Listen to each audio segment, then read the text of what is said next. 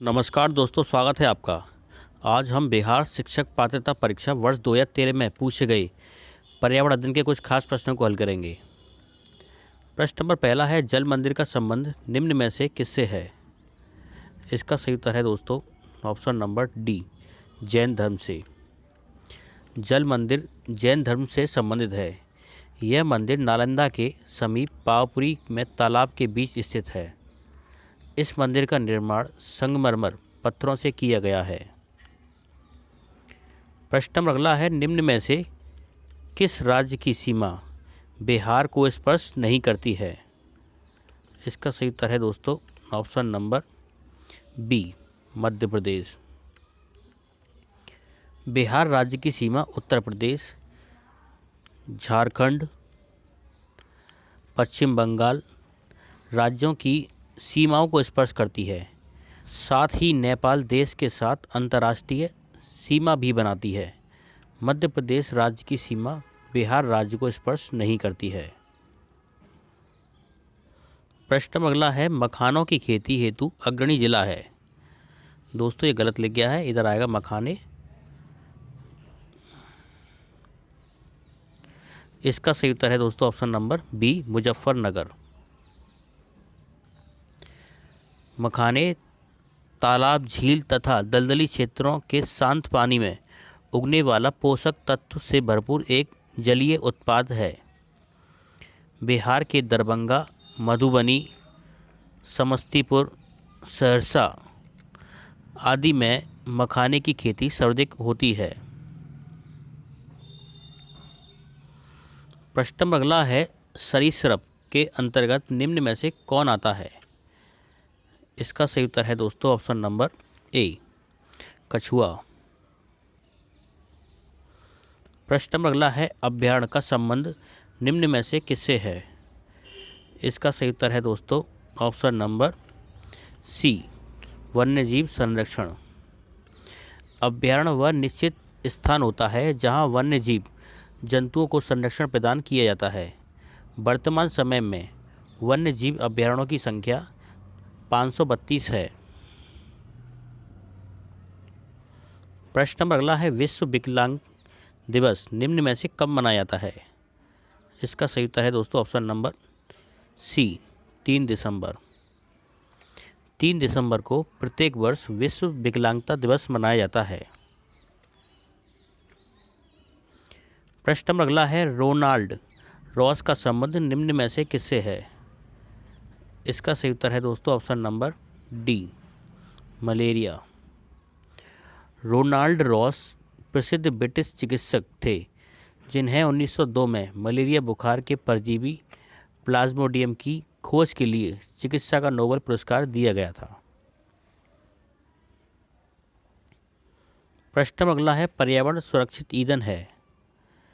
इसका सही उत्तर है दोस्तों ऑप्शन नंबर सी, गैस।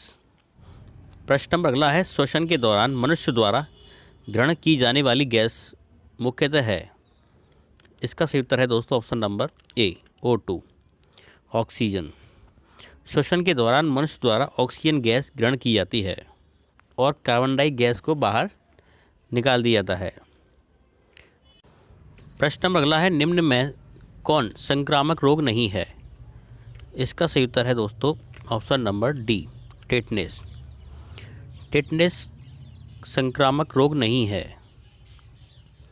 प्रश्न नंबर अगला है, फसल चक्र के द्वारा मिट्टी में किस तत्व की स्थिरता संभव हो पाती है? इसका सही उत्तर है दोस्तों ऑप्शन नंबर डी, नाइट्रोजन। फसल चक्र के दौरान मिट्टी में नाइट्रोजन तत्व की स्थिरता संभव हो पाती है। दलहनी फसलें जड़ों में नाइट्रोजन को स्थिरीकरण करने वाले जीवाणु राइबोजियम। प्रश्न नंबर अगला है, पत्तियों का रंग निम्न में से किसके कारण हरा होता है?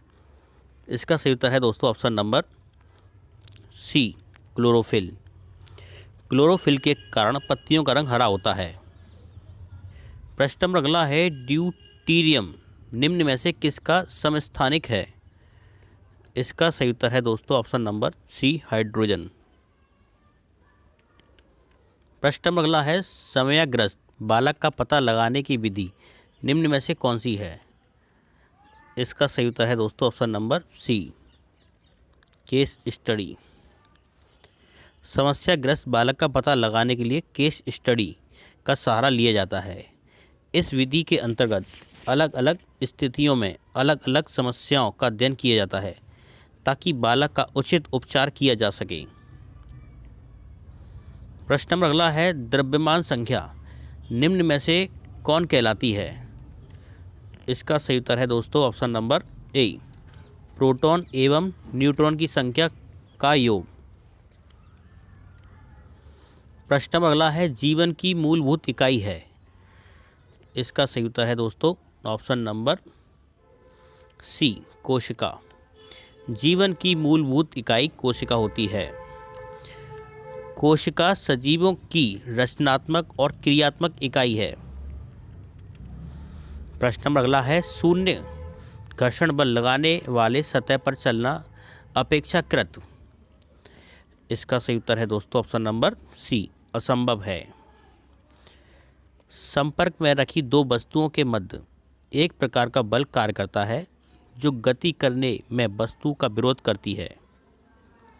यही बल घर्षण बल कहलाता है। इसकी दिशा सदैव वस्तु की गति की दिशा के विपरीत होती है। अतः शून्य घर्षण बल वाले सतह पर चलना असंभव है। प्रश्न नंबर अगला है, गुरुत्वाकर्षण बल की अनुपस्थिति में वस्तु का भार निम्न में से क्या होगा? इसका सही उत्तर है दोस्तों ऑप्शन नंबर ए, भारहीन। गुरुत्वाकर्षण बल की अनुपस्थिति में वस्तु भारहीन की स्थिति में आ जाएगी क्योंकि वस्तु का भार द्रव्यमान के गुरुत्वाकर्षण बल के गुणनफल के बराबर होता है। भार बराबर होता है द्रव्यमान गुणा गुरुत्वाकर्षण बल।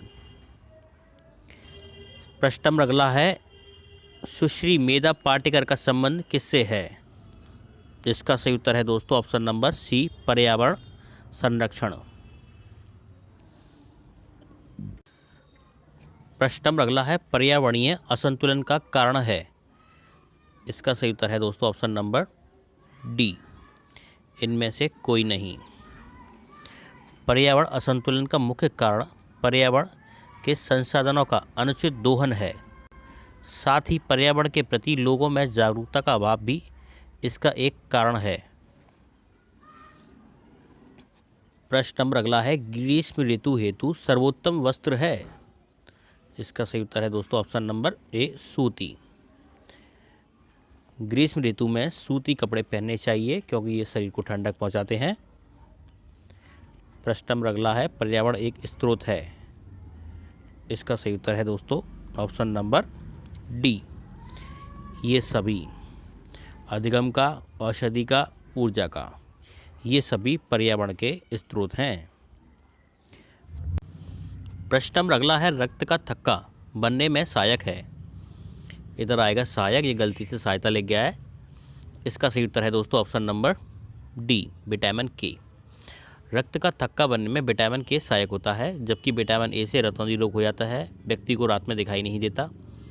और विटामिन बी की कमी से बेरी रोग हो जाता है। और विटामिन ई की कमी से जनन क्षमता में कमजोरी आ जाती है। प्रश्न नंबर अगला है, जल समस्या का निराकरण संभव है। इसका सही उत्तर है दोस्तों, जल अपव्यय रोककर, समुचित जल प्रबंधन कर, वाटर हार्वेस्टिंग द्वारा, ये सभी। प्रश्न नंबर अगला है, दूध का दही बनना है। इसका सही उत्तर है दोस्तों ऑप्शन नंबर बी, रासायनिक परिवर्तन। दूध का दही में बनना रासायनिक परिवर्तन है। प्रश्न नंबर अगला है, पर्यावरण शिक्षण को बाल केंद्रित बनाने हेतु प्रभावशाली विधि निम्न में से कौन सी है? इसका सही उत्तर है दोस्तों ऑप्शन नंबर ए, भ्रमण, ऑप्शन नंबर बी, बागवानी और ऑप्शन नंबर सी, ये सभी प्रभावशाली विधियां हैं पर्यावरण शिक्षक को बाल केंद्रित बनाने हेतु। प्रश्न नंबर अगला है, बाल केंद्रित शिक्षण का अर्थ निम्न में से क्या नहीं है? इसका सही उत्तर है दोस्तों ऑप्शन नंबर ए, समुदाय केंद्रित। प्रश्न नंबर अगला है, पर्यावरण शिक्षण की प्रभावशाली विधि है। इसका सही उत्तर है दोस्तों ऑप्शन नंबर डी, प्रयोगशाला। प्रश्न नंबर अगला है, पाठ्यचर्या को अपेक्षाकृत प्रभावकारी हेतु इसका निर्माण निम्न में से किस स्तर पर होना चाहिए। इसका सही उत्तर है दोस्तों ऑप्शन नंबर सी, जिला। प्रश्न नंबर अगला है, TLM का अर्थ निम्न में से क्या है। इसका सही उत्तर है दोस्तों option number C, teaching learning material. दोस्तों आपको हमारा वीडियो कैसा लगा, प्लीज़ वीडियो पर एक लाइक और वीडियो को शेयर करना ना भूलें। अगर आपने हमारा चैनल सब्सक्राइब नहीं किया है तो प्लीज़ चैनल को सब्सक्राइब जरूर कर लें। धन्यवाद।